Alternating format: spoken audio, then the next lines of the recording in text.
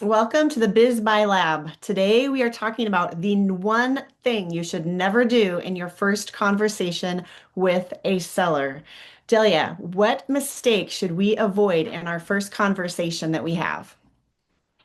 Yeah, so to frame the answer, I'd like to point out two things. One, the first conversation is intended to give you a second conversation.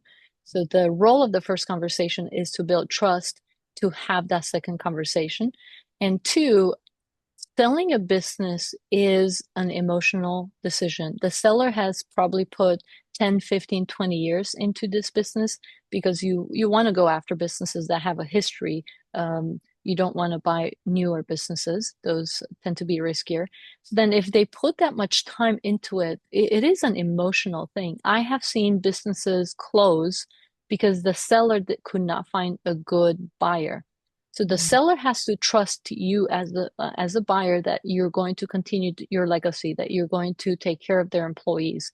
If they've been in the same business for about 15 years, they tend to care for their employees. So that's why you should never talk about money, about the financials in the first conversation. Focus on building trust. Focus on getting to understand their motivation, right? That's also extremely important. And the one thing that really matters, the one thing that can kill a deal is if the seller is not motivated. But again, the purpose of the first call is to build trust. Yeah. So never bringing up financials or any of those things, just getting to know them, building trust, building rapport. That sounds great. Thanks so much for sharing that. If you want to learn more how to evaluate a business, what things to avoid, or to learn how to make the best, wisest decisions, join us in our community. Their link is in our show notes.